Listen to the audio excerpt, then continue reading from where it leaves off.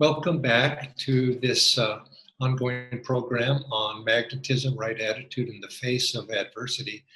And last Saturday evening, we started a discussion on the topic of selflessness versus selfishness versus selflessness. And we covered quite a bit of ground, but I'd like to recap that because I want to come back to that topic. And so we might categorize that Saturday's program as part one. And today will be the same topic, but part two. And just to give people, if some of you maybe didn't join us on Saturday, and I just wanted to very quickly recap some of the points that we had made at that time. And one of them was we talked about the part that of how each of us are individually a part of a universal whole, that we're all interlinked together, and what happens on the very smallest level can and does have an effect ultimately on the whole as well. And so we're unitary, we're not just isolated and separated. And so what one person does affects everybody. And so we covered that topic. And then we talked about the root cause of the Great Depression in 1930, as according to Master. And he said that root cause was of the Depression, underneath all the externals, was selfishness. And that selfishness on a global scale, national scale, individual scale, ultimately has negative consequences that he felt were underlying and at the root of that economic catastrophe that happened in those years. Swami, our master, also made various predictions about the future. When we talked about that, he said, you don't realize what a great cataclysm is coming in the future. Now, he didn't say what that was or when it would be, but he said many, many people would suffer from that. And perhaps, who knows, maybe what we're in the middle of that cataclysm right now. And the importance of understanding, after we discuss these things, that nothing in this world is inevitable. We individually influence the immediate future. We influence the far future. It depends upon what we do today. Everything in future will improve, as Sri Teshwar said, if we make the right spiritual effort now. And that applies on all levels, that what we do, our thoughts, our actions, our attitudes, these have, because we are interlinked, these have a consequence. And so we covered that topic, but I want to build on that a little bit today.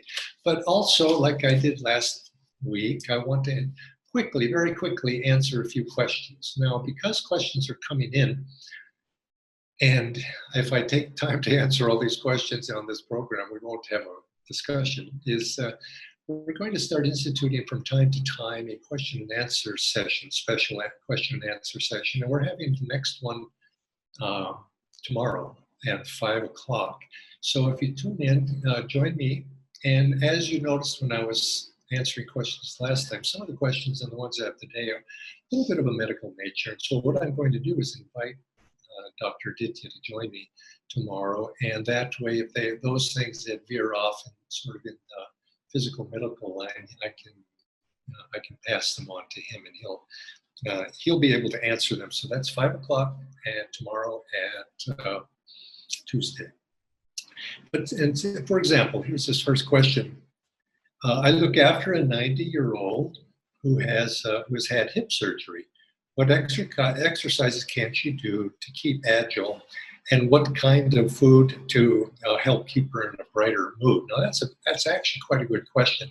But again, it's more along the medical line, and so I'm going to defer that until tomorrow. So whoever asked that question, if you want a better answer, please do tune in tomorrow. And then how to keep her mind away from fear generated by the television news. Now, that's something that probably applies to all of us. I would like to say one quick thing there, but also tomorrow we can go into that a little more.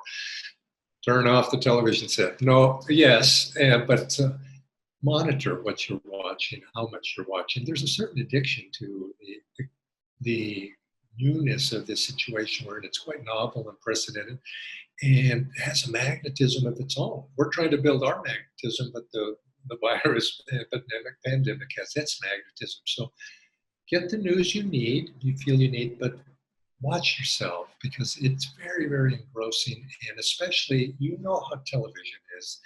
The goal of television is not really to give you news, it's to attract you to watch commercials. So there's a magnetism trying to draw you into that programming intentionally to stimulate you, get you excited. So be aware of what you're doing. Now, I'm not saying no, don't watch the news because we do need to keep ourselves informed, at least on some basic level. But be careful about that in terms of using the news as filling a time filler or entertainment, you might say, that it can be overdone. But there are actually, I don't mean to leave it at that, there are actually other things we can do as well, because if you don't do the news, what do you do? But again, I'm going to defer that until tomorrow because I'll use up my time here. And related to that is how to cheer up family members or non-devotees, given the circumstances, without losing your own peace of mind, state of peace of calm that you have. And I think we have to realize that we are not in a sprint, we're in a long distance race. And so we need to, here we have this 21-day lockdown that we're in, we need to plan ourselves for the long rhythm and to be able to establish a pattern that is going to sustain us. And who knows, after this 21 days is over, what comes after that. So think in those terms, establishing the routines, the patterns, the daily habits that are going to be necessary to be able to sustain us for a month, maybe more. Who knows how long it will be. And so to do that, so sustainable routines. And, I would throw this in there, is that you have to make sure your conversation goes in positive directions also. I have many friends, I communicate from these on internet, that we share, it's like you might say a book club that we have. I'll say, have you read any good books lately? And they'll ask me the same thing. We'll start talking about, oh, I read this one, I read that one, they're very inspiring, or perhaps even a YouTube video. Oh, this is very inspiring, uplifting. And you start these conversations so that when you're, taking recreational time, off time, your mind is being able to engage in something positive, uplifting. Maybe it's entertainment, yes, but it's not talking about the virus 24 hours a day. This is, I think, is very important, that we have to keep our life in balance. So just find these little things that you can do to be solution oriented to the situation we find ourselves in on a practical level. But again, I say it for probably the fourth time, let's cover some of these things tomorrow when we go to our question and answer session. I wanted to start today's discussion on selfishness versus selflessness by reading some passages from what Swami Kriyananda has read or written, and also Master. Swamiji writes, Sri Yukteswar said that karmic law, though it functions to a great extent automatically, is also guided by universal intelligence and love, and universal intelligence and love, and can also be intelligently manipulated and diverted. Karma can be mitigated or lessened if one wants really to change it and to nullify its harmful effects. There's a simple principle to remember. The more energy and willpower you put into changing that karma, the sooner and more completely you'll be able to wipe the slate clean. Now, isn't that exactly what we've been saying? Because what is the effect of more energy and willpower? It's a greater strengthening of our magnetism. So we must approach, again, going back to what we said before, consciously, what we're trying to do. Consciously live our lives in a positive, magnetic way. So, and A prophet, when he sees what is in store for men or for nations, is seeing the fruits of their own individual or collective actions. These destinies are not absolutely foreordained. Selfless love and strict adherence to the principles of Dharma can change these destinies if they are bad, can improve them if they are only moderately good. Here's the key sentence. No prophecy should be accepted in a spirit of helpless acquiescence. And so for people to say, oh, it's just fate, there's nothing I can do with it, it's way beyond me, this is very passive, and we can't. Yes, fate may be there to some degree, and these things may be strong, but we have to face them with willpower and energy. And then magnetism comes from that. And finally, a quote from Paramahansa Yogananda. Unselfishness is the only lasting way to secure the future. Unselfishness, the only lasting way to secure the future. Now, what is selfishness? We're talking about selfish versus selflessness, this dichotomy that we're exploring today. Well, selfishness basically are those things that draw our attention, that draw our energy to ourselves, back into ourselves, and self-preoccupation and our actions are meant to enhance our own individual identity, ego identity, and this attachment to this body. It's thinking of me first. And of course, selflessness is the opposite of that.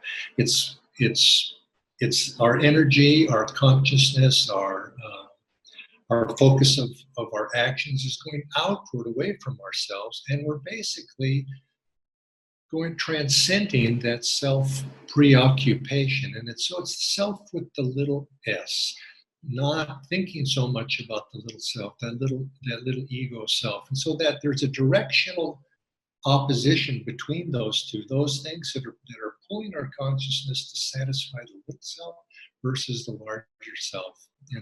And which one of those two we're going to emphasize in our actions, or in our what we do in our thoughts, our attitudes. These are the ones that's going to determine our fate.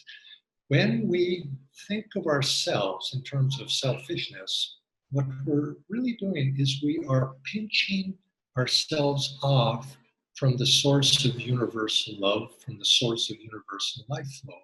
In other words, we're pinching that medulla oblongata, and we're making that channel that connects us to the universal source of life force. We're making that channel thin, and it pinches us off. And when that happens, there's less life force moving in the body, less life force moving into the body. Inevitably, the magnetism goes down, and our aura begins to shrink around ourselves. Whereas the exact opposite begins to happen when we're selfless. We're thinking less of ego, the self, and that ego, that seat of ego in the medulla oblongata begins to relax, and it begins to open up, and life force begins to come in and flow harmoniously within us. And we find that then the consequence of that is a expansion of our aura. And this is the dichotomy that's being played out. Is what can I do in order to remind myself to not become preoccupied inwardly with my own my problems, my fears, my emotional feelings, and to be able to go beyond that into self-forgetfulness.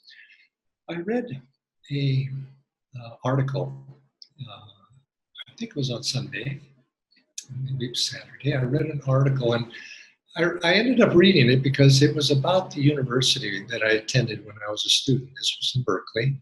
It's in the San Francisco Bay Area. And so it caught my eye because of that. And it was talking about how Berkeley is a very prominent research institution. There's a lot of very scientific research goes on there. And right now, in the midst of this virus, this pandemic, they're doing quite a bit of research on the virus and trying to find ways to speed up testing protocols and all sorts of things like that. And they're finding that they're becoming overwhelmed with the need for staff to be able to address a lot of the biological sciences of this testing, the laboratory work, and they needed help. And so what they did is they put a notice on the campus, prominently in a different place on the campus, asking for volunteers. And what they were specifically looking for was graduate students in the sciences. Science grad students, and Berkeley has thousands of them. So it was a good place to see if they could find somebody who would be willing to volunteer and help in this effort. So they put it up, and within one day, 800 people volunteered, graduate students at the university. And I read that and I said, that's fantastic. One day they had to take the notices down because the 800 was probably more than they were counting on to be able to volunteer. And the nice thing about this was they interviewed some of these graduate students and said, why did you volunteer? And I remember one of them was saying, it summed up what probably most of them were saying. It says, I wanted to be part of the solution. To be able, this is a significant moment. I want to be part of the solution to help solve this. And I think this is the attitude that we want to have for ourselves. A problem comes, a difficulty comes, and I want to be part of the solution. And you find that whenever a difficult situation comes up, emergency, something out of the blue, that there's two different directions of what might happen where a person might react to that or respond to that. In a sense, something happens and a person might run away from it. Oh my God, it's dangerous, it's threat. And their first instinct is to protect themselves. But you also notice when there's crises that the first instinct of some people is to run toward it rather than away from it. They say, what can I do? How can I help it? How can I make this thing better?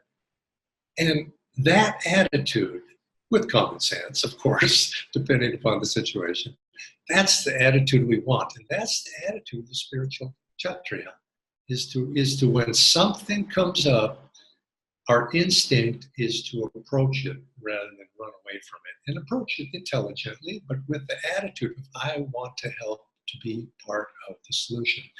I was thinking of and just to bring this into it, sort of our day-to-day reality is, suppose you're at home and you have children.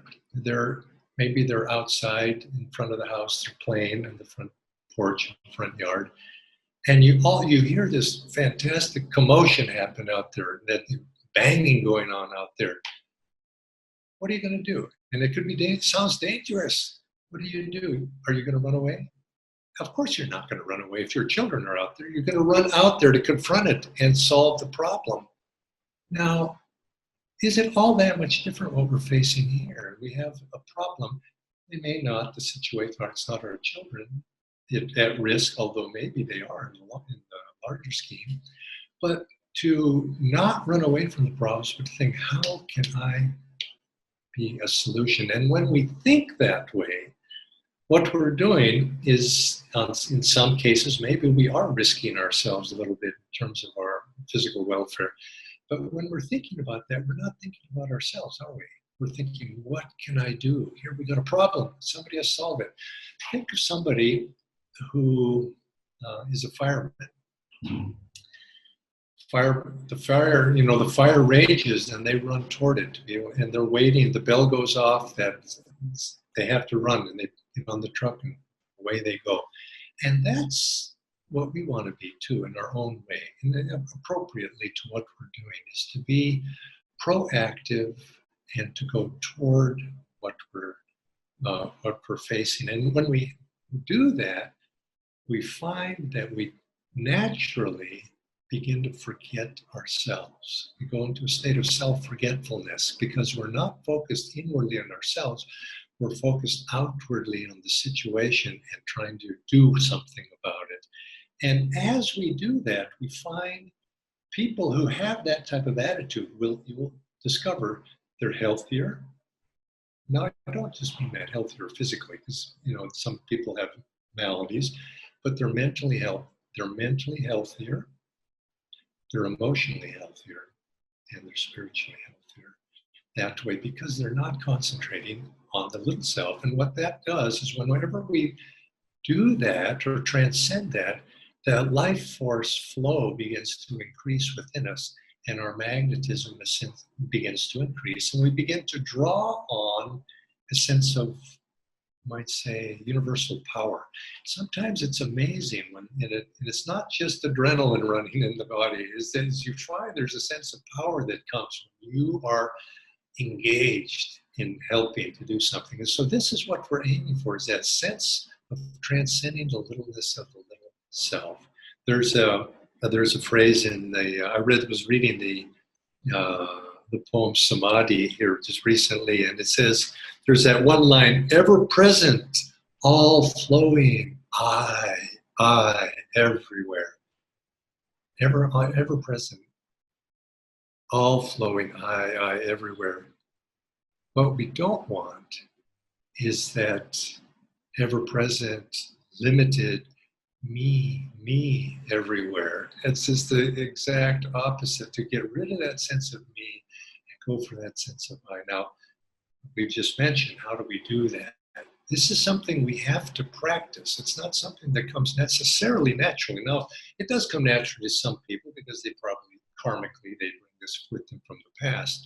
But all of us have different degrees of our ability to do that. So it takes a certain amount of training to not react in the negative ways, to be able to step forward fearlessly toward whatever it is. And in that, we become selfless. And we find that we consciously go beyond. And this is where service comes into play, seva, and sense of how, and having that attitude, there's a problem, how can I fix it? What can I do? How can I be of service? What can I do that's useful in any particular moment? And if we have that, and we approach the universe with that attitude, the universe will pick up on that and begin to find ways and channel you to be able to be useful, to be able to respond in that way.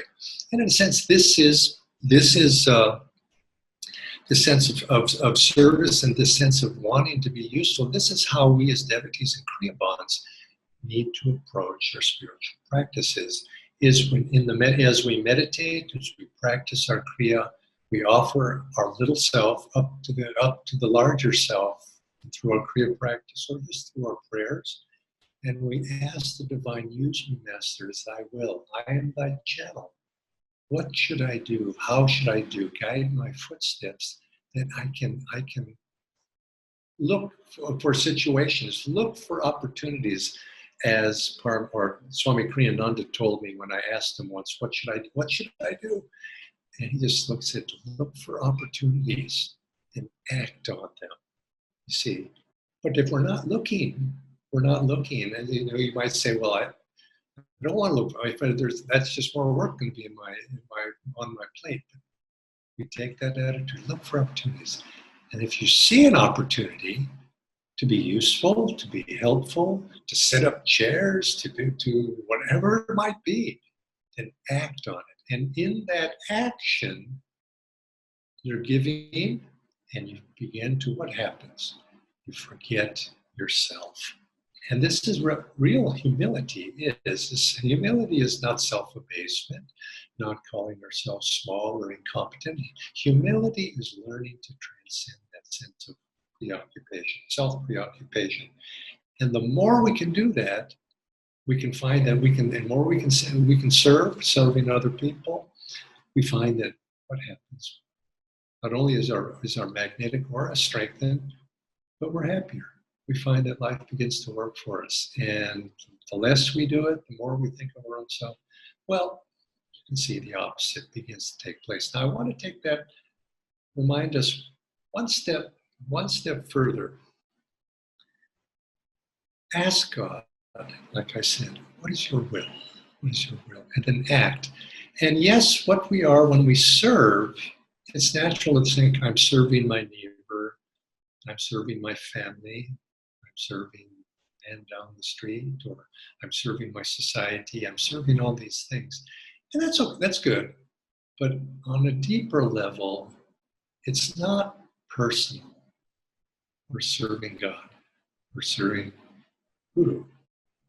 That's who we're serving. And if Guru guides us to a certain direction, that's where we go. We don't always know why we're doing that.